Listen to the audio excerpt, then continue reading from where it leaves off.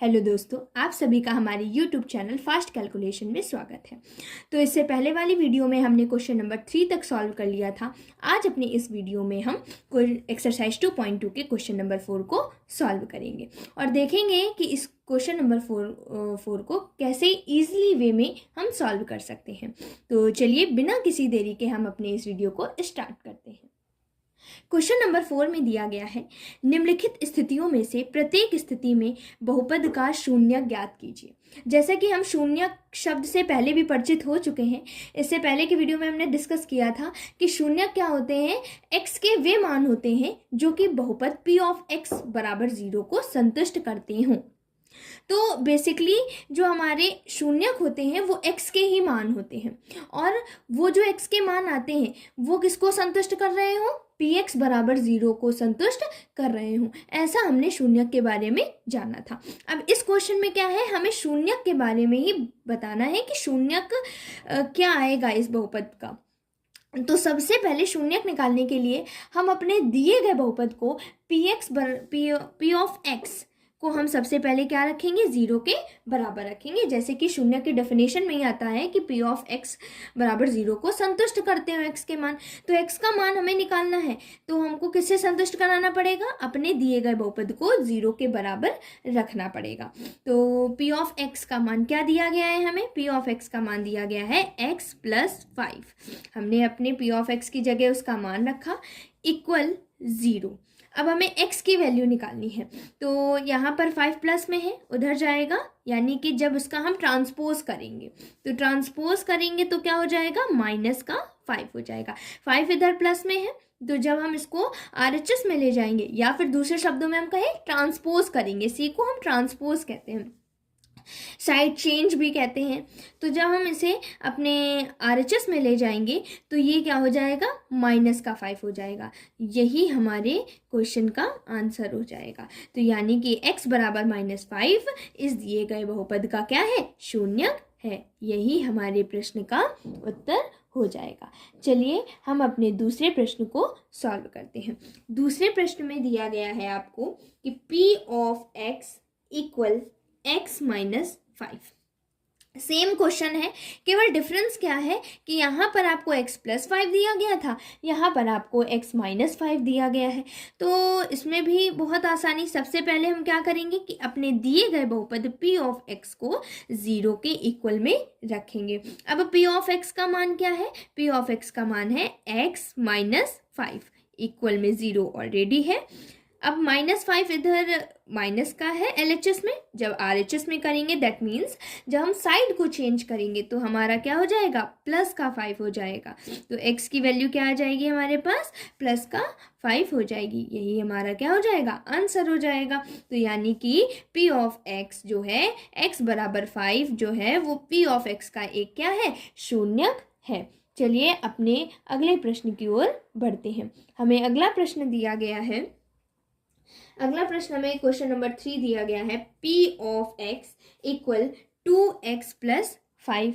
इसे भी हम बिल्कुल सेम वे से ही करेंगे जैसे कि अभी तक के क्वेश्चंस को हम हल करते हुए आ रहे हैं। तो सबसे पहले हम क्या करेंगे, अपने p ऑफ x इक्वल को क्या कर देंगे, 0 के बराबर रख देंगे। फिर उसके बाद p ऑफ x की वैल्यू क्या है, p ऑफ x की वैल्यू है हमारी 2x प्लस 5 और इसे हमको किसके बराबर रखना है, 0 के बराबर रखना है। तो अब हमें x की वैल्यू निकालनी है तो केवल 2x वाले टर्म्स को वन साइड में रखो और बाकी सारी चीज़ों को दूसरी साइड में भेज दो, साइड चेंज कर दो। तो इधर 5 किस में है, प्लस में है, जब साइड चेंज करेंगे तो क्या हो जाएगा, माइनस में हो जाएगा। x और 2 के बीच में कोई साइन नहीं है, दैट मीन्स हम कई बार डिस्कस कर चुके हैं कि वो मल्टीप्लाई का साइन होता है। तो जब 2 इधर साइड चेंज करेंगे तो किस में हो जाएगा, डिवाइड में हो जाएगा। तो इस बहुपद का शून्य क्या आ गया, इस बहुपद का शून्य आ गया माइनस का 5/2। चलिए अपने अगले प्रश्न को हल करते हैं।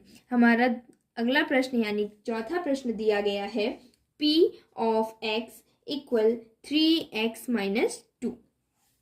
इस क्वेश्चन को भी हम बिल्कुल सेम वे से ही सॉल्व करेंगे। सबसे पहले फर्स्ट स्टेप में क्या करना है, हमें अपने दिए गए बहुपद को 0 के बराबर रखना है। तो हमें बहुपद दिया गया है p ऑफ x और इसे हम किसके बराबर रखेंगे, 0 के बराबर रखेंगे। फिर p ऑफ x की वैल्यू आपको क्या दी गई है, 3x - 2 = 0। ये दी गई या नहीं दी गई है। अब हम क्या करेंगे, 2 इधर माइनस में है, साइड चेंज करेंगे तो किस में हो जाएगा, प्लस में हो जाएगा। और x और 3 मल्टीप्लिकेशन में है, तो जब 3 को हम दूसरी साइड में करेंगे तो क्या हो जाएगा, डिवाइड में हो जाएगा। तो x = 2/3 क्या हो जाएगा, हमारे इस बहुपद का शून्यक हो जाएगा।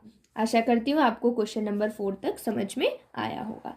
चलिए अब हम अपने अगले प्रश्न को हल करते हैं। हमारा 5वां प्रश्न क्या दिया गया है, p ऑफ x = 3x। तो फर्स्ट स्टेप में हमें अपने दिए गए बहुपद को किसके बराबर करना है, 0 के बराबर करना है। तो p ऑफ x = क्या हो जाएगा, 0 हो जाएगा। अब उसके बाद क्या करते हैं, अपने p ऑफ x की वैल्यू को रखते हैं। p ऑफ x की वैल्यू क्या दी गई है, 3x दी गई है। तो हम p ऑफ x की जगह 3x को कर लेंगे, इक्वल 0। x और 3 के बीच में कैसा साइन है, मल्टीप्लाई का साइन है। तो x = 0/3। और किसी भी नंबर का अगर आप 0 में डिवाइड करेंगे तो आंसर क्या आएगा, 0 ही तो आएगा। तो x = 0 दिए गए बहुपद का क्या होगा, शून्य हो जाएगा। चलिए अपने अगले प्रश्न को हल करते हैं। हमारा अगला प्रश्न दिया गया है क्वेश्चन नंबर 6। हमारा अगला प्रश्न दिया गया है p ऑफ x = ax और a0 = 0। तो सबसे पहले देखते हैं कि ये a0 = 0 क्या है। a0 = 0 का मतलब है कि a कोई भी एक संख्या है जो कि 0 नहीं हो सकती। आप 1 भी ले सकते हो, 2 भी ले सकते हो, 3 भी ले सकते हो, बट आप 0 नहीं ले सकते हो। केवल a0 = 0। ये नॉट इक्वल का साइन होता है कि इक्वल बनाकर उसे कट कर देना, तो ये नॉट इक्वल का साइन होता है। तो सिंपल सा ये मीनिंग यही निकल रहा है कि a0 = 0 कि a की वैल्यू कभी भी 0 नहीं होगी किसी भी कंडीशन में। अब उसके बाद वही सेम स्टेप, अपने दिए गए बहुपद को किसके बराबर करिए, 0 के बराबर करिए। और अपने दिए गए बहुपद का मान क्या दिया गया है, हमें दिया गया है ax = 0। x की वैल्यू हमेशा निकालनी होती है, तो a हमारा डिवाइड में आ जाएगा। बहुत सारे क्वेश्चन इस टाइप के तो कर चुके हैं। x = अब a का डिवाइड हम 0 में देंगे। अभी मैंने बताया कि a क्या है, कोई भी नंबर हो सकता है, 1 2 3 कुछ भी हो सकता है, बट 0 नहीं हो सकता है।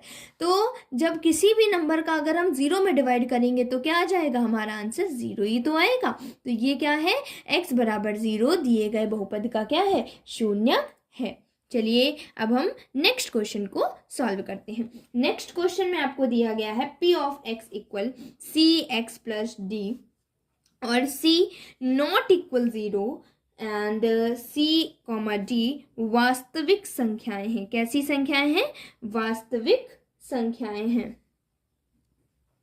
वास्तविक संख्याएं हैं। चलिए इस क्वेश्चन को, अब आप सोचेंगे कि इतना बड़ा सा क्वेश्चन है, बहुत ज़्यादा डिफिकल्ट होगा। नहीं, जैसे कि अभी तक के हम सारे क्वेश्चंस करते हुए आ रहे हैं, बिल्कुल वैसा ही क्वेश्चन है, बिल्कुल इजी सा है। देखते हैं क्या है।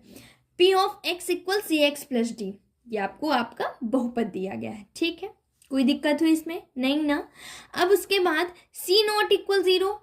अब हमको तो नॉट इक्वल से डर ही नहीं लगता है, इसका सिंबल हम अभी पिछले क्वेश्चन में देख कर आए हैं कि नॉट इक्वल का मतलब क्या है कि c की वैल्यू कभी भी क्या नहीं हो सकती, 0 नहीं हो सकती है। ये बताया था ना अभी यहाँ पर कि a0 = 0 था, तो यानी कि a की कभी वैल्यू 0 नहीं हो सकती। यहाँ पर c0 = 0 है, तो मतलब c की वैल्यू कभी भी 0 नहीं हो सकती है। और c और d हमारी क्या है, वास्तविक संख्याएं हैं। तो वही सेम स्टेप्स हम फॉलो करेंगे। अपने दिए गए बहुपद को किसके बराबर रखेंगे, सबसे पहले 0 के बराबर रखेंगे। फिर अपने दिए गए बहुपद का हम मान निकालेंगे, cx + d = 0। cx = d इधर किस में है, प्लस में है, साइड चेंज करेंगे माइनस में हो जाएगा। x × c और x के बीच में मल्टीप्लाई का साइन है, साइड चेंज करेंगे डिवाइड का साइन हो जाएगा। तो आप देख सकते हैं कि हमारे पास क्या आ गया, शून्यक, x की वैल्यू क्या आ गई, -d/c आ गई। तो यही हमारे प्रश्न का उत्तर होगा। आशा करती हूँ कि आपको एक्सरसाइज 2.2 का क्वेश्चन नंबर 4 आसानी से समझ में आया होगा। फिर भी अगर कहीं डाउट है तो आप हमसे बिल्कुल आसानी से बिल्कुल कमेंट बॉक्स में पूछ सकते हैं।